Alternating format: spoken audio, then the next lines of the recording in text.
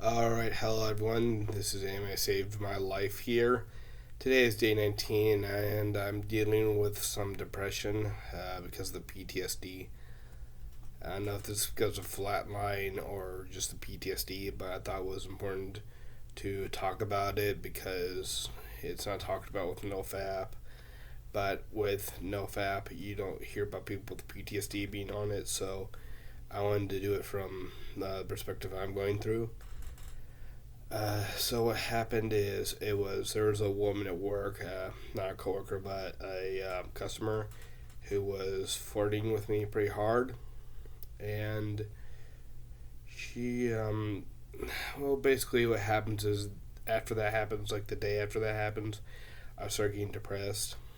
So yeah, I'm dealing with that right now.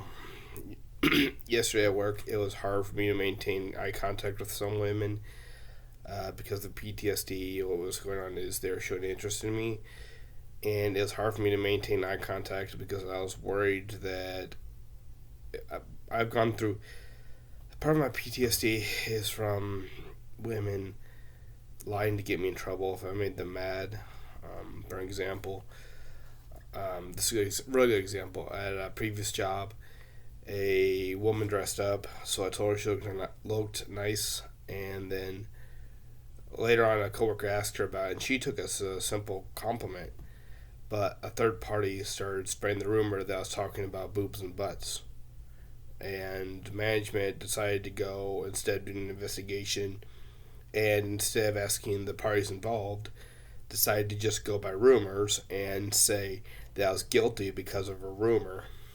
And I tried the manager asked me what I was doing, like what happened, and I told her, and her expression didn't change one bit. She wasn't listening to me. She didn't care about figuring out what happened. She was just so dead set, I'm guilty just because of a rumor. And it's just childish. It's just the teenager behavior of believing rumors instead of actually looking into what actually happened. And it's like, and they say people change after high school. Apparently that place didn't. And that was a place that's supposed to help people with adults with disabilities, and the staff there, management even, are acting like high schoolers. So that's one example. Another really good example is at my current job. This coworker is not there anymore. I believe she left of her own volition. But what happened is, I could tell I made her uncomfortable if I was around her, so I would stay away from her whenever possible. I wouldn't talk to her. If I ever talked to her, it'd either be she addressed me first, or I had to give her specific information for her job in order for her to perform her job for her delivery. And other than that, like if I saw her in one part of the building, I'd immediately go somewhere else and do something over there. So I was still working, but I was doing work somewhere else in the building, so I wouldn't be around her. And then one shift, after having absolutely no contact with her, not even looking at her, she just started shouting, "That's it! I'm calling HR!" And it's like, I was doing what I could. I was avoiding her. And my general manager was a witness to it, and he sent her home, and I heard him on the phone with whom I'm assuming was either his superior or with HR, and he was saying that I didn't do quote shit wrong, and it was like he told me that he's never had to deal with that before, but it's kind of an ongoing thing with me. Things I've gone through in my life as women, if I make them mad in any way, there have been women that lied to get me in trouble. They felt justified to lie to get me in trouble, and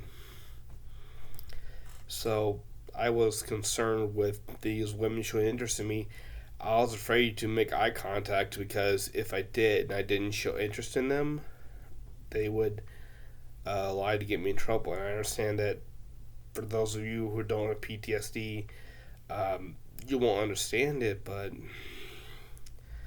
that's what it's like when you have PTSD. You look for the slightest bit of danger, slightest threat, and you just blow it out of proportions. You blow it to the extreme because you're constantly worried about your safety. And it's like, I understand the chances of that happening are rare, but if it does happen, it's pretty serious. False accusations can be pretty serious.